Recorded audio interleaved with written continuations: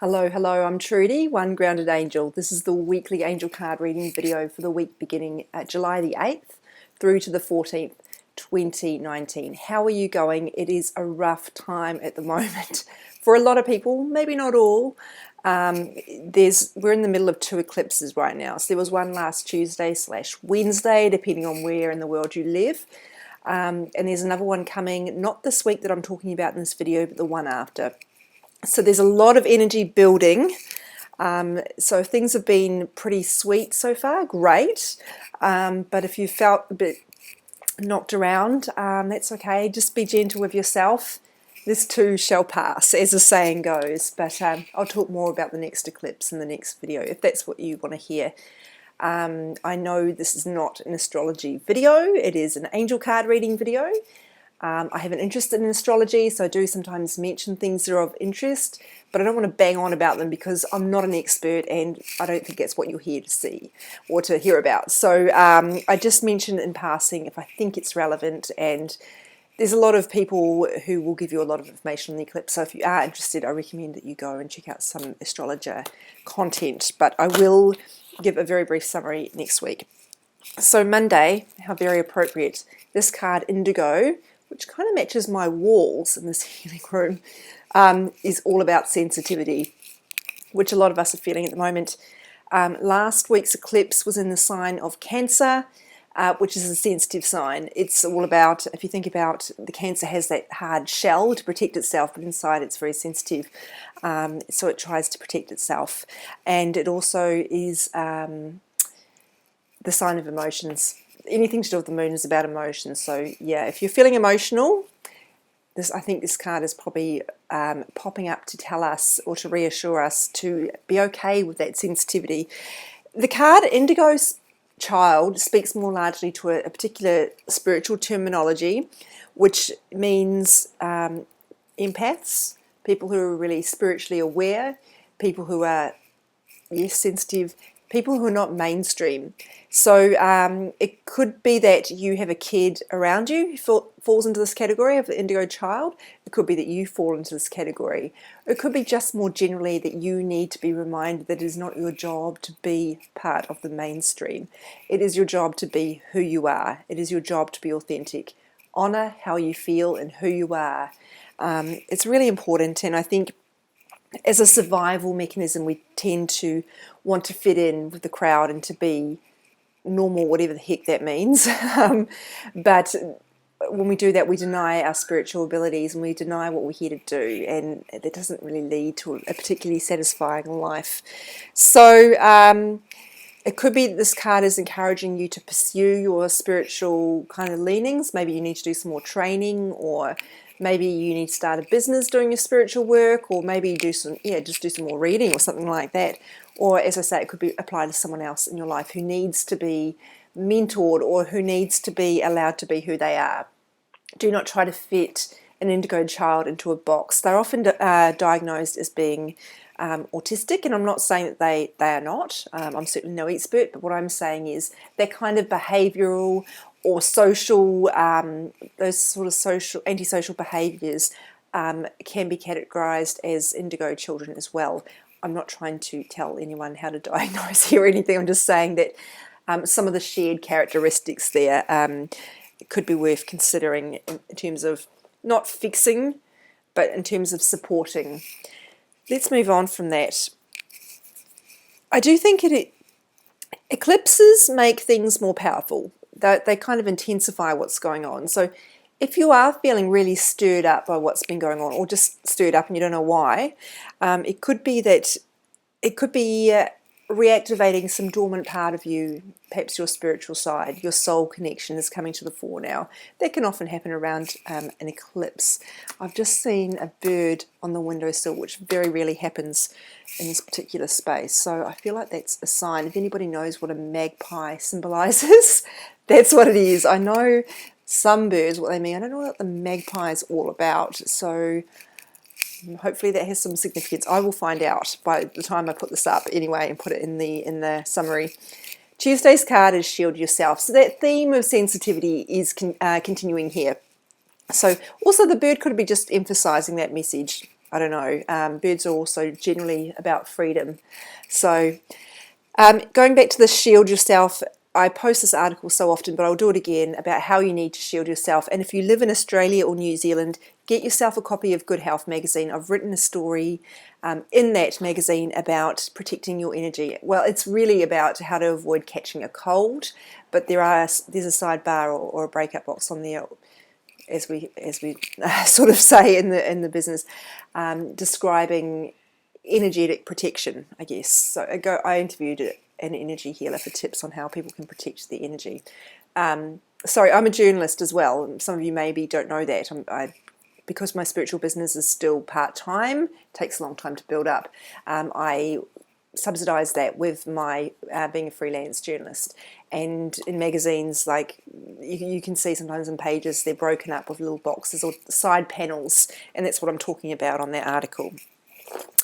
Now, if you don't live in Australia or New Zealand, the story will hopefully go online. If it does, I will post it on Facebook. Please don't ask me because I'm not party to those decisions. Magazines obviously want to sell their product, so their focus is, getting people to pay for it. So supplying content online is not something they do for every story, but sometimes it happens. And I like it when people pay for that because it means I get paid too, which is obviously good. Wednesday, you have a gift for working with young people, and your divine purpose involves helping, teaching, or parenting children. As you know, you would have noticed, I just read this out. I've never seen this card before. Never. It's never come up before. I would have had this card deck at least 3 years, maybe 4. I had to read it out because I'd never seen it. That's so funny. You can see again there's a parallel with that idea of sensitivity, and particularly with kids. And when I talk about indigo children or supporting children in general, I don't mean your own kids necessarily, although it could be. It could be a niece or nephew in your life, or like a friend's kid that you spend time with, or it could be any child at all, really. So use your intuition as to who it could apply to. Now, for those of you who have been thinking about working with kids, go for it. This is a sign you've been looking for. But it's a sign or a message, I guess, for all of us to be aware of where kids might need some support from us, and B, to parent our inner child. There's a lot of energy around this, I'm just being told. And that's appropriate because Cancer, the sign that the eclipse has fallen in, is the nurturing sign. It's associated with mothers, but you don't have to be a woman for that to apply to you, because we all have nurturing energy. So and the best thing we can do, or the best person we can nurture, is ourselves, of course, because once we do that, we're in a position to help other people better. So what does your inner child need from you? If you think about when a kid is hurting, what you do is you don't shout at them, well, you could, but it probably won't do very much. You don't tell them off. You don't tell them they're stupid. But these are the things we do to ourselves when we screw up. We abuse ourselves, really. We put ourselves down. We beat ourselves up. All sorts of things that do nothing but just make us feel more crap and perpetuate the idea of shame. So if you can recognise the child within you and what that child needs when you are hurting, when something is not going well, when you are struggling, and think about how you would approach it if it was a physical child standing in front of you. Maybe you would encourage them. That's probably the best thing you can do, actually, for your inner child. I find that really helpful when it comes to what do I need, how can I be the best, how can I be what I need right now, which is a clumsy way to say it, but hopefully you know what I mean. Thursday, this is all about authenticity. The card says, become the true you. So there's a number of ways this could be showing up for you. It could be that you are wearing a mask in some way.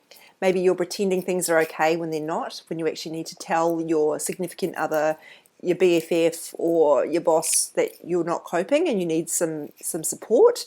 Maybe you are pretending to be part of the mainstream and that's not working out so well for you. I did that for a long time, and I've talked about this before, this coming out of a spiritual closet, because I did not want to go public with this sort of work I'm doing now, with my website, with my other social media feeds, because I thought it would ostracize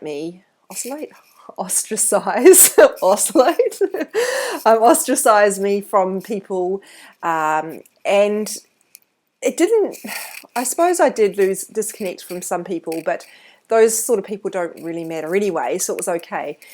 But the fears were, I really had to have some energy healers supporting me with that, because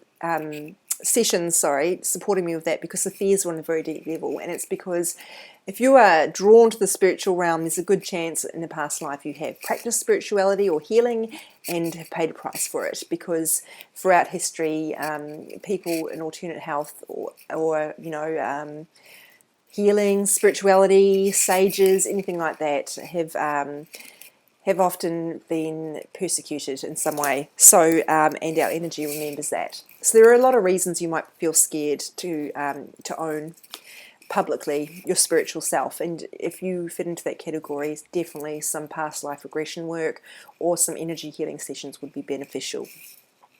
Fear is not something we can dispute logically. You can't say, well, it's safe now, there's not going to be any consequences, so I'll be okay, because that might reassure you on a logical level, but it's not going to reassure your energy.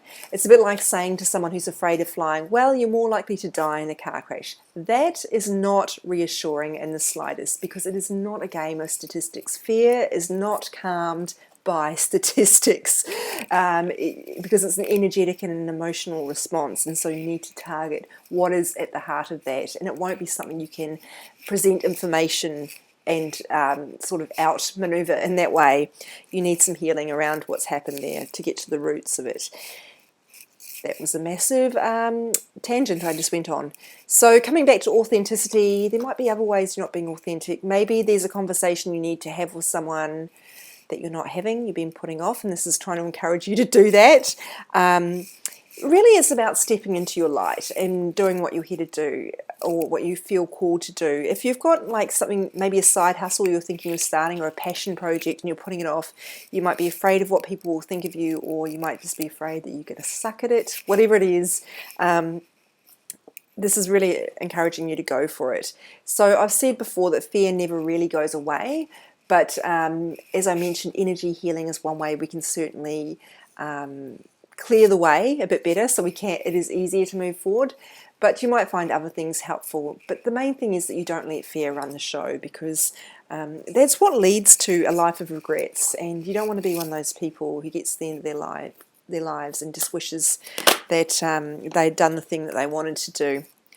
Friday, Mary Magdalene, very, very powerful ascended master here. Not that there's a competition between them, but this is one who is really, I guess, a symbol of what can happen when you are persecuted, and also a symbol of shame and judgment.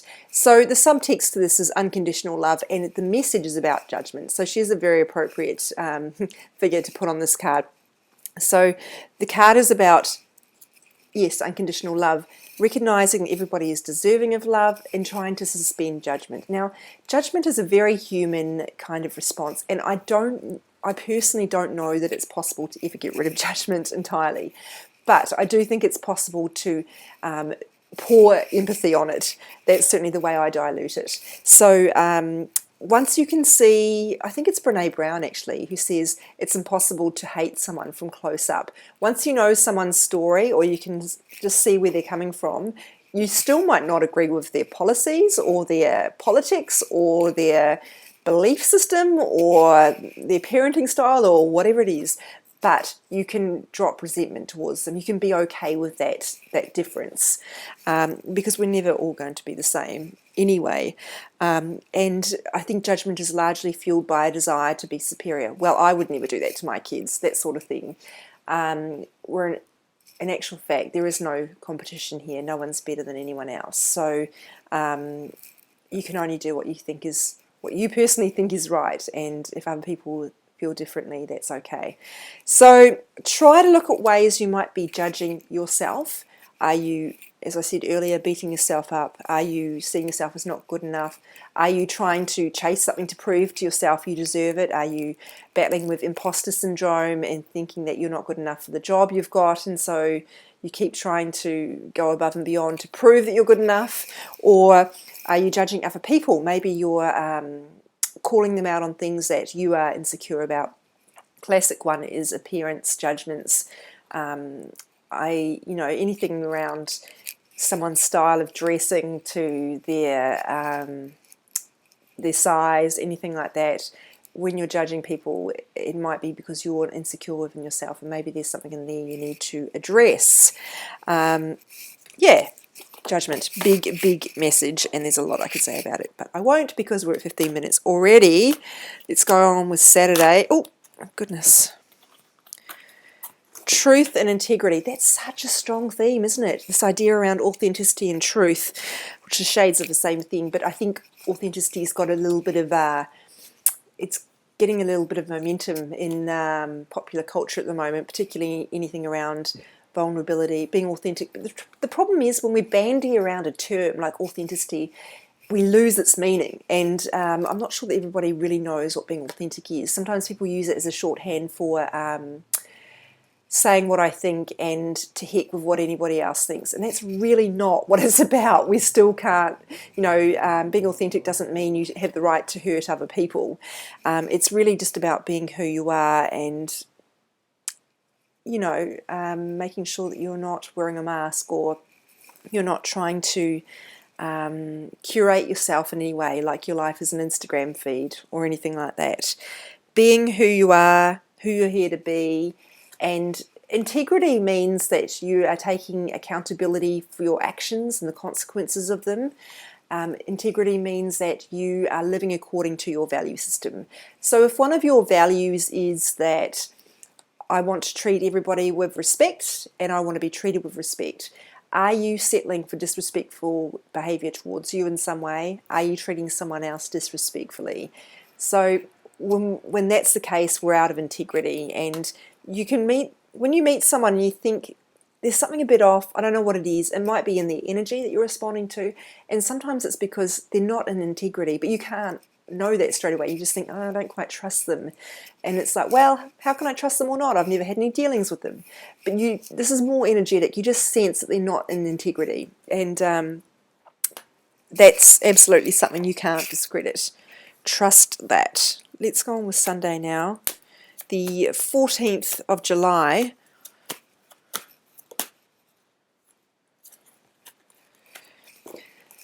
Brilliant idea. Whoa, I'm holding that really close. So one of the things I like about this card is that the angel is holding a lightning bolt. So we often think of a strike of inspiration. We describe it in those terms. Sometimes it will it'll feel like it's something that's come out of nowhere and is really fast. But when we have these good ideas, they've come from the divine. They haven't come from nowhere. And we go, I'm a genius. And look, maybe you are, but you're really just a vessel for the divine. So when you're welcoming in these ideas, you're recognizing them and you're willing to act on them. That is how you and the universe are working together. So, which is fantastic. That's what we're here to do. I'm not trying to discredit your abilities, because the way that you filter those ideas, the way that you present them and take action is going to be you, really. The idea hasn't necessarily come from you, but it will be shaped by you and your experience and your beliefs and your values, etc. So the card's telling you to act on the brilliant idea you may have had recently, or it could be telling you to watch out for brilliant ideas. And it might be that you need to really tune in a bit better, because sometimes those ideas don't come through if we're too busy scrolling on our phone and watching crap TV and not taking enough time to actually sit in self-reflection. We can't, if there's no time for self-reflection, there's no time for growth. Someone told me that, and it's really important. We need to be making time to meditate. If that's something you respond to, it's not for everybody. But if you do respond to it, or even if it's just 5 minutes, it's going to be valuable to you. Walking in nature, walking along the beach, all those sort of things are really, really important. So do make them a priority on the regular. Doing creative activities as well.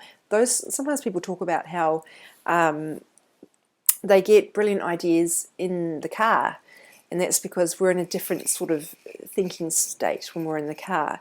And sometimes people talk about in the shower, and I think that's largely because the water, the cleansing away of debris in our energy, I mean not on your body, is maybe allowing that to come through more easily. But yeah, everybody's different, I guess, and it depends on the circumstance. It might be that the problem you're struggling with, the universe is saying, I've already given you an idea on how to solve this, but you thought it was rubbish, so you ignored it. Or you thought it was your imagination, or you thought it was, that's too hard. So maybe you need to rethink the guidance you've had lately and go, well, even if that's not workable, what can I take from that I can do? Because once you shove something into the too hard basket, you're really limiting yourself and you're not really leaving a lot of room for the universe to assist. So if you can just find some element to work with, that will be enough to move forward. Right, so authenticity is the theme of the week, and sensitivity as well. What a weird combo. Well, not weird, actually. They coexist quite nicely, but often when we're feeling really sensitive, we can deny our authentic selves. So it's interesting that those are coming up together. I feel some of you are really at an important juncture right now where you're getting pushed to move forward with what you're here to do, to serve your life purpose. And you might not know what that is right now, but you're getting pushed to make some progress in some capacity, and how that sort of transforms will be, well, you won't know yet. That's the passage of time. So yeah, authenticity, sensitivity, judgment kind of ties into that as well, and working with kids, or at least trying to look after kids in terms of their emotional and energetic needs. So thank you for watching. That's it for the week. I'll be back next week. I will talk briefly about that eclipse. If you really don't like the astrology information I bring in, please write so in the comments, because I really have no idea what people are looking for from these videos. So you can see each card each day on my social media at Instagram. It's at One Grounded Angel. I try to check the comments from time to time, but I don't always get there, so please be patient if I have not responded. But the best way to reach me is always through my website and my email address. The booking form goes directly to my email address. So my website is www.onegroundedangel.com, and of course my Facebook page is One Grounded Angel as well. Thanks everybody for watching. Take care of yourselves. Take lots of long, slow, deep breaths. Try to get to bed early, and I will speak to you next week. Bye.